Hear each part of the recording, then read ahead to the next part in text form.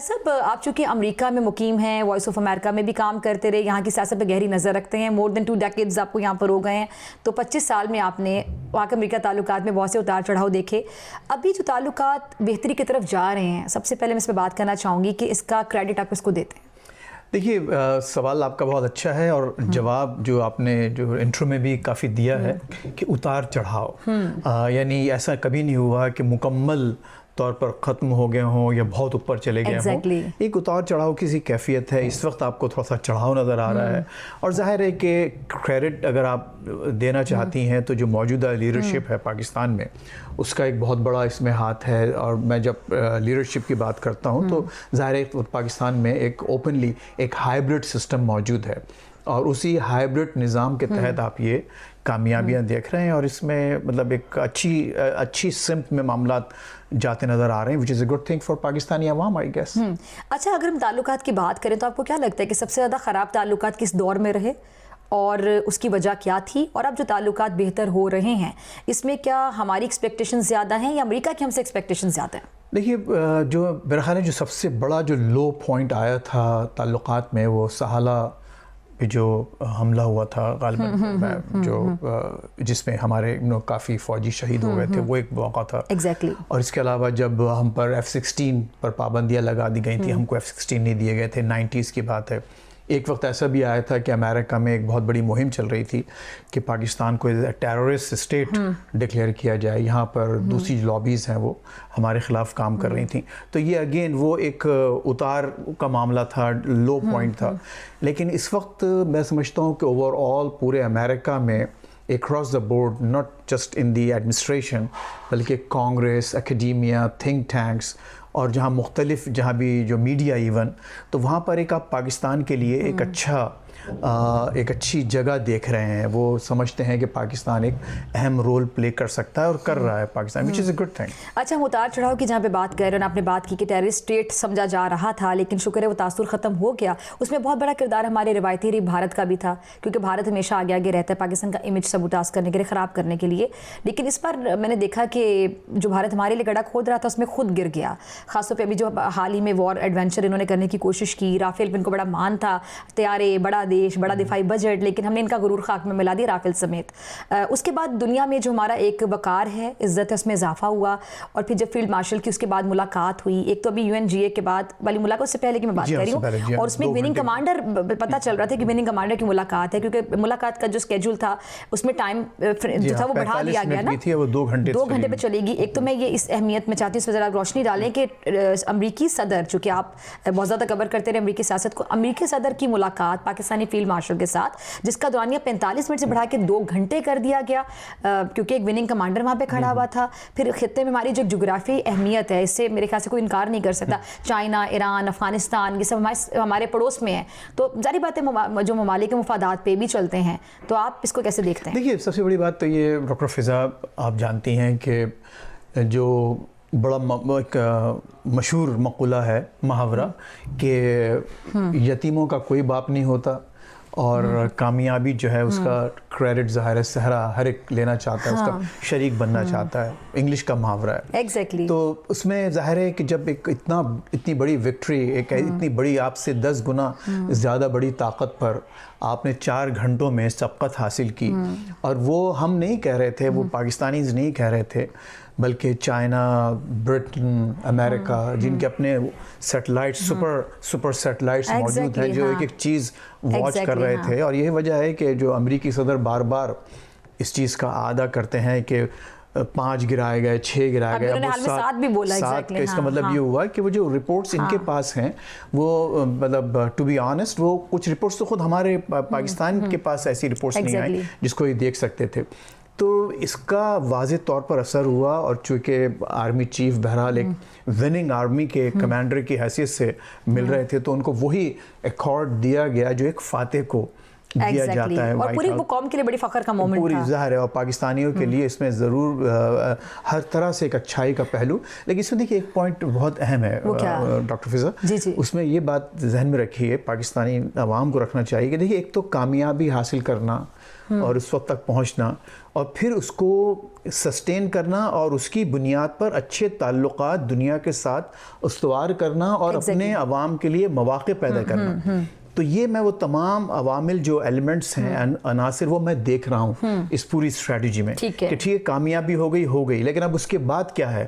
تو آپ نے دیکھا کہ ایک تسلسل سے آپ کو ایک اچھی چیزیں نظر آ رہی ہیں. پاکستان ماشاءاللہ ایک عالمی حیثیت سے ایک مدبر ایک ملک کی حیثیت سے ابھر رہا ہے جہاں اہم جو معاملات ہیں جو فلیش پوائنٹس ہیں آپ سے اس پر رائے لی جا رہی ہے. ٹھیک ہے. اچھا ایک تو میں پاکستانی کمیونٹی کے حوالے سے بات کرنا چاہوں گی جو لوگ یہاں پہ سیٹلڈ ہیں مقیم ہیں جن میں آپ کا بھی شمار ہوتا ہے اور خدمات انجام دے رہے ہیں کام کر رہے ہیں. ہم نے بہت کام کیا یہاں پہ بطور صحافی. تو آپ لوگوں کے لیے یہ کیسا مومنٹ تھا جب پاکستان کی تعریف کی جا رہی تھی امریکن پریزیڈنٹ کی جانب سے اور پھر امریکہ کے جو تعلقات اب انڈیا کے ساتھ فی الحال ٹیمپریری خراب ہیں. میں یہ تو نہیں کہتی خراب رہیں گے کیونکہ ممالک اپنے مفادات پہ چلتے ہیں. فی الحال ہم کہہ سکتے ہیں کہ جس طرح اتار چڑھاؤ کا شکار ہیں آج کل شکار چڑھاؤ کا نہیں ہے. تو آپ لوگوں کے لیے کیسا مومنٹ تھا جو لوگ پاکستانی یہاں پہ سیٹلڈ ہیں؟ بالکل ہمارے لیے میں تو ایک 25 نہیں بلکہ اور اس سے زیادہ عرصے سے یہاں مقیم ہوں اور دیکھ رہا ہوں کئی صدور کو دیکھ چکا ہوں. اس میں دیکھیے ہوتا یہ ہے کہ آپ کو پاکستانیوں کو یہاں پر بہت دکھ سہنے پڑتے ہیں جب پاکستان کو برا بھلا کہا جاتا ہے میڈیا میں, جب آپ دوسری لابیز کو دیکھتے ہیں کہ ہمارے بارے میں. لیکن یہ دن کچھ اب ایسے چل رہے ہیں, اچھے دن چل رہے ہیں پاکستان کے اور ہم سب کے جو سینے فخر سے کہیے پھولے ہوئے ہیں. اور ظاہر اب چاہتے یہی ہیں کہ یہ چیز سسٹینیبل رہے. دیکھیے اصل جو چیز ہے وہ ہے ایک سسٹینیبل پیس کہ ہم اتار نہیں چاہتے لیکن ایسا چڑھاؤ نہیں چاہتے جو مصنوعی ہو. ایک ہم ایک اسٹیڈی ایک ہمارا فلو رہے ریلیشن شپ کا. اور اصل باٹم لائن یہ ہے کہ ہمارے پاس جو ہمارے نوجوان لڑکے لڑکیاں ہیں آپ جیسے خواتین و حضرات جن کو اپرچونٹیز چاہیے ملک میں, تو وہاں جو 25 کروڑ لوگ ہیں جس کے 70% سے زیادہ 25 اور 30 سال کی عمر کے لوگ ہیں, تو ان کو مواقع پیدا کرنا یہ ہر اس پاکستانی کا فرض ہونا چاہیے جو معمولی سا بھی رول پلے کر سکتا ہو. ٹھیک ہے. اور یہاں جو پاکستانی امریکن کمیونٹی ہے وہ اس میں ایک اہم کردار ادا کر سکتی ہے اور ہم اسی پہ فوکس کر رہے ہیں کہ ہم کس طرح سے پاکستانی عوام کو ریلیف پہنچائیں اب جو سچویشن کریٹ ہوئی ہے اس کی بنیاد پر. اچھا فیض صاحب, افغانستان کے حوالے سے کہ افغان وار میں پاکستان نے کتنی قربانیاں دی کسی سے ڈھکی چھپی بات نہیں ہے. ہماری جو شہداء کی تعداد 1 لاکھ سے زیادہ ہے اور امریکہ نے تو سفر کیا, اس میں ہم نے بہت سفر کیا, ابھی تک کر رہے ہیں کیونکہ امریکی جب اپنا اسلحہ چھوڑ کے وہاں سے گئے, ابھی بھی ٹرمپ صاحب اور یہ جو ان کی ابھی کی جو امریکی گورنمنٹ ہے یہ اکثر دعویٰ کرتے ہیں کہ جی ہم اپنا اسلحہ واپس لیں گے. بگرام ایئر بیس کی واپسی کی بھی بات کی جاتی ہے بڑی کیٹیگوریکلی. پہلے تو میں جاننا چاہوں گی کہ کیا اتنا آسان ہوگا ان سے بگرام ایئر بیس اور اپنا اسلحہ واپس لینا, اور یا کسی قسم کے مذاکرات آپ دیکھتے ہیں مستقبل قریب میں؟ دیکھیے فضا, اس میں خواہش ہے یہ صدر ٹرمپ کی. حیرت کی بات یہ ہے کہ اب تک کسی اور کوارٹر سے ایسی بات امریکن ایڈمنسٹریشن یا کانگریس ایون پینٹاگون کی طرف سے بھی ایسا کوئی اندیا نہیں آیا. یا ویسے بڑی بات کریں, یعنی صرف ڈونلڈ ٹرمپ صاحب کی خواہش ہے, صدر صاحب کی ذاتی حیثیت صرف ڈونلڈ ٹرمپ نے یہ بات کہی ہے. اور ظاہر ہے کہ ان کے جو قریبی دوست ہیں, جو قریبی جو ساتھی وائس پریزیڈنٹ اور سیکرٹری آف اسٹیٹ, انہوں نے ضرور اس پر تھوڑا سا کامنٹس دیے ہیں, لیکن mostly it's just from Donald Trump. تو اب دیکھنا یہ ہے کہ پاسبل ہے, مجھے نہیں لگتا کہ یہ اتنا آسانی سے معاملہ, کیونکہ جو معاملات ہیں اس وقت آپ نے ایک طویل 25 سال وہاں 21-22 سال لگا کر آپ وہاں سے نکلے, بہت برے حالات میں نکلے, سب کچھ چھوڑ کے آپ کو آنا پڑا. اب آپ اتنا بڑا بگرام جو بیس ہے جس میں 2 ایئر فیلڈز ہیں, اتنی بڑی ٹیریٹوری کو آپ بغیر بوٹس آن دا گراؤنڈ کیسے مینیج کریں گے, اور کس طرح سے وہ طالبان اور نئی حکومت اس بات کی اجازت دی کہ آپ دوبارہ وہاں بوٹس آن دا گراؤنڈ بھیجیں, فوجیوں کو بھیجیں. اور خود امریکی عوام اب نہیں چاہتے, کوئی یہاں پر پیاس نہیں ہے, کوئی ان میں ایسی خواہش نہیں ہے کہ دوبارہ امریکی فوجی افغانستان جیسے ایک دور دراز علاقے میں دوبارہ مرنے کے لیے وہاں جائیں, زخمی ہونے کے لیے وہاں جائیں. 18, 19 سال کے بچے ٹرمپ صاحب نے تھرو آؤٹ بات ہی پیس کی, امن کی. ہاں, تو یہ مجھے نہیں لگتا کہ پاسبل ہے, حالانکہ خواہش ضرور ہے. اور آپ کو اگر آپ نقشے پر بیٹھ کے دیکھیں تو بہت اچھا لگتا ہے کہ ایک ایسا پوائنٹ بگرام جو کہ تمام جو فلیش پوائنٹس ہیں, جو تمام اہم ممالک ہیں ان سے قریب ہے, Iran, China, India, Pakistan, Russia, تو وہ ذرا مشکل لگتا ہے مجھے, لیکن خواہش ضرور ہے. ہے لیکن مجھے قابل عمل نہیں لگتا. ٹھیک ہے. پیس کے حوالے سے جو فلسطین سے ریلیٹڈ ابھی ریسنٹلی فیصلہ لیا گیا اور ان ممالک میں پاکستان بھی شامل ہے الحمدللہ جو مسلم ممالک ہیں, آپ کو لگتا ہے کہ فلسطین کے حوالے سے جو بات کی جا رہی ہے اس میں کوئی نہ کوئی عملی اقدامات بھی لیے جائیں گے, صرف بات رہ جائے گی؟ دیکھیے باٹم لائن یہ ہے فضا کہ فلسطینی عوام کو اس وقت اب ریلیف کی ضرورت ہے.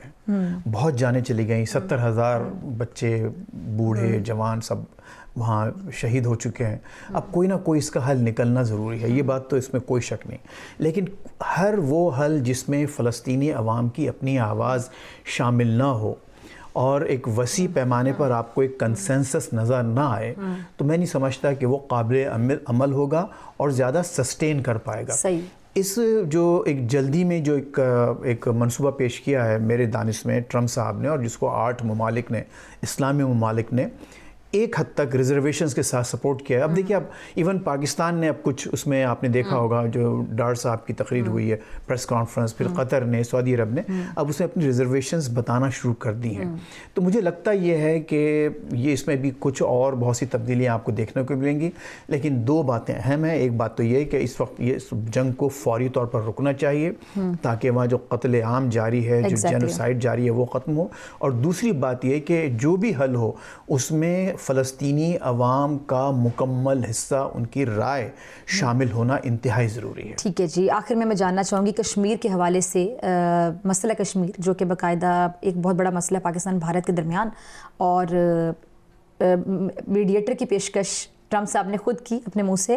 آپ کو لگتا ہے کہ وہ بھی اس ٹائم پہ کیونکہ حالات ایسے تھے, پاکستان بھارت جنگ کا ماحول بنا ہوا تھا, تو ٹرمپ صاحب نے وہ بات کر دی, یا پھر اس میں بھی کچھ آپ کو لگتا ہے کہ آگے جا کے کوئی عملی اقدامات نظر آئیں گے کشمیر کے معاملے کو, یعنی ہم کہہ سکتے ہیں کہ یہ رائٹ ٹائم ہے کہ وہ مقدمہ جو اتنے عرصے سے ہم لڑ رہے ہیں اس کو اب ہم عملی جامہ پہنا سکتے ہیں, کیونکہ ٹرمپ صاحب خود انٹرسٹ شو کرتے ہیں کہ وہ دونوں ممالک کے درمیان اس مسئلے کو حل کر سکتے ہیں؟